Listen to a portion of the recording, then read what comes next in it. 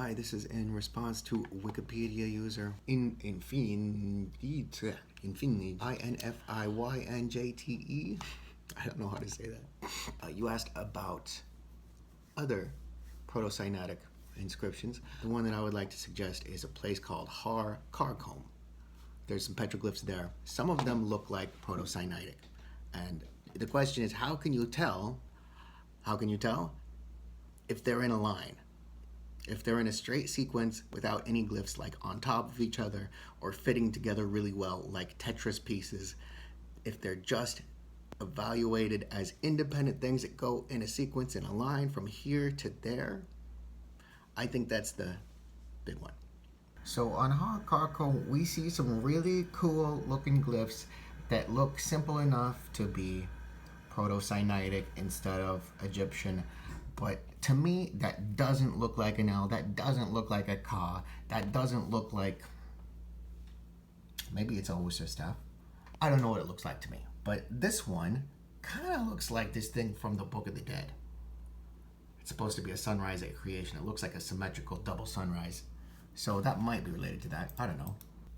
And this one looks more like proto-Sinaitic to me than Egyptian because it's simplistic and it's sequential, without any glyphs on top of other glyphs.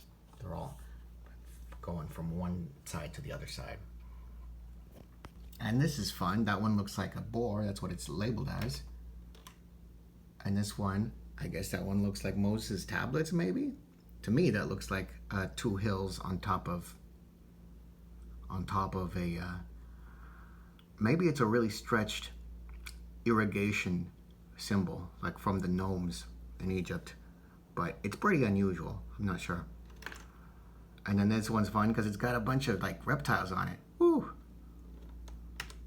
And then this one's fun because it looks like a menorah or another gnome thing, maybe. And then there's that one again. Looks pretty nice, right? And responding to another element of that conversation, I wanted to use these as my example for the Jed pillar. My argument is that it had ropes on it, the Jed pillar. And since the Jed looks just like this, sometimes, maybe it was designed like a telephone pole to support ropes, to support lines, just that same way. And the reason that's important is because I think that as the Semitic changed, what they did was they started drawing the rope more than the pillar that it was on.